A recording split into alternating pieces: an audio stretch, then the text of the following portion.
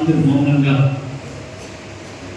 2-3 నిమిషాలు దేశం కోసం, శాంతి భద్రతల కోసం చనిపోయినటువంటి జవాన్లు కొరకు, వారి కుటుంబ ఆదరణ కొరకు ప్రార్థన చేస్తాం.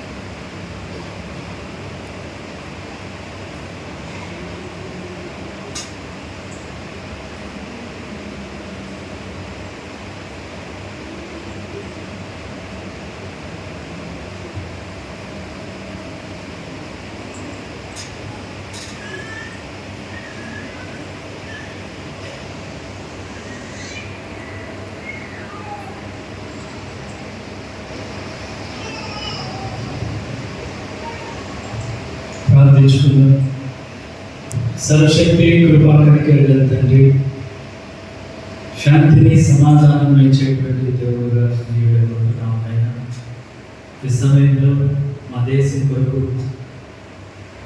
మా దేశంలో జరుగుతున్నటువంటి పరిస్థితులు, పాకిస్తాన్ భారతదేశం మధ్య జరుగుతున్న యుద్ధ వాతావరణంలో మరి ఎంతోమంది జవాన్లు చనిపోయినారు, వీరమరణం పొందుతున్నారు. నాయన, ఈ దేశాన్ని రక్షించండి. దేవుడు మాత్రమే నాయన ఈ యొక్క యుద్ధాన్ని మాన్పించగలిగిన దేవుడు. నైనా బంధువులు, విరుచువాడు, యుద్ధమును మాన్పచేయవాడు నీవే తండ్రి. మా దేశాన్ని రక్షించండి ప్రభు. స్థితిగతులను సరిచేయండి. యుద్ధ వాతావరణం నుండి తప్పించి ఎంతోమంది ప్రభు నీ బిడ్డలు మరణించి ఉంటున్నారు, వీర జవాన్లుగా ఉంటున్నారు నాయన. అటువంటి బిడ్డల్ని మీరు జ్ఞాపకం చేసుకుంటున్నాం తండ్రి. వారి కుటుంబాన్ని, మరి తండ్రిని కోల్పోయినటువంటి బిడ్డలను, భర్తను కోల్పోయినటువంటి భార్యని జ్ఞాపకం చేసుకొని వీరు మరణం పొందినటువంటి దేశం కోసం ప్రాణాలు పెట్టినటువంటి జవాన్లు ప్రార్థిస్తున్నాం. దుఃఖంలో, బాధలో ఉన్నటువంటి ఆ కుటుంబాన్ని మీరు జ్ఞాపకం చేసుకొని ఆదరించమని ప్రార్థిస్తున్నాం తండ్రి.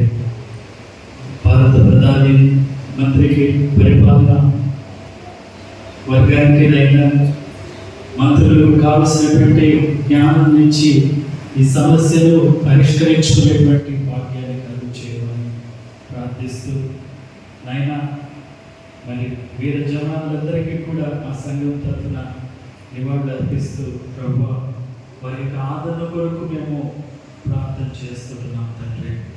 ప్రభువా అటువంటి బిడ్డల్ని మీరు జ్ఞాపకం చేసుకొని ఆదరించండి నాయన.